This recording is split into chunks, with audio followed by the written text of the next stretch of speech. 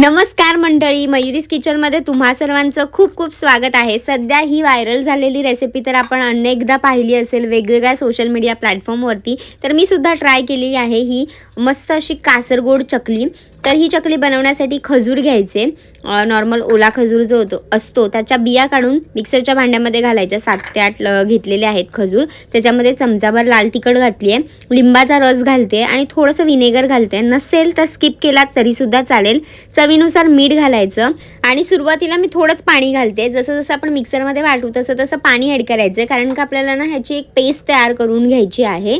कारण ती आपल्याला चकलीवरती छान अशी स्प्रेड करता आली पाहिजे, म्हणून ना पातळ अशी पेस्ट करायची, खूप पातळ नाही, नॉर्मलच ठेवायची आहे.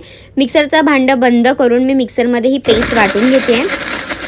तर बघा, सुरुवातीला थोडं पाणी घालायचं, नाहीतर मग भस्कन ते बाहेर सुद्धा येऊ शकतं. खजूर थोडेसे कडक असतात, तर वाटताना थोडं मिक्सरचं भांडं हलतं, त्यामुळे थोडं कमी पाणी घाला सुरुवातीला आणि त्यानंतर थोडं एक्स्ट्रा ॲड करून आपण अशा कन्सिस्टन्सीमध्ये ते घेऊ शकतो. तर इथे ना मी लहान चकल्या वापरलेल्या आहेत, ज्या चकल्या आपल्याला कुठल्याही दुकानामध्ये मिळतात. ही चकली 1 रुपयाला 1 सुद्धा मिळते, तर मी त्याच चकल्या इथे यूज केल्यात. त्याच्यावरती हे सगळं जे वाटलेलं मिश्रण आहे ते घालून घेते आणि हाताच्या मदतीने ना छान मिक्स करते, कारण का हा जो मसाला तयार केला आहे ना तो जेवढा चकलीला सगळीकडून लागेल आणि ना चांगलं सोक झाल्यावरती पण हे खूप टेस्टी लागतं.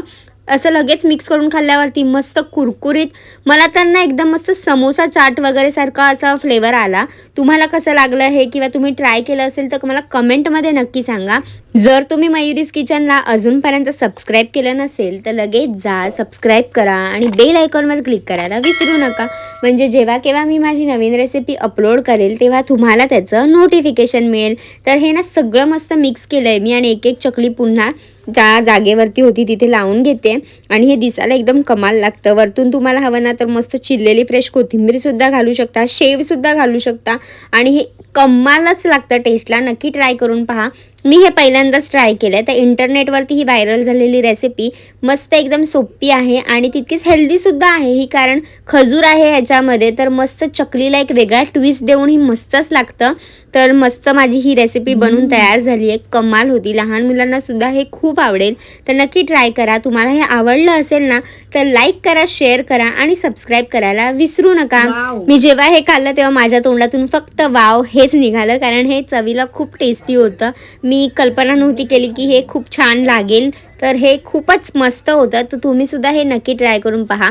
स्पेशली ह्या चकलींवरती मला ते खूप चांगलं लागलं. तुम्ही कुठलीही बटर चकली सुद्धा वापरू शकता. हे खूप जास्त भन्नाट लागतंय खरंच. तुम्ही सुद्धा एकदा नक्की ट्राय करून पहा. एकदम इझी आणि क्विक आणि आहा सुपर टेस्टी.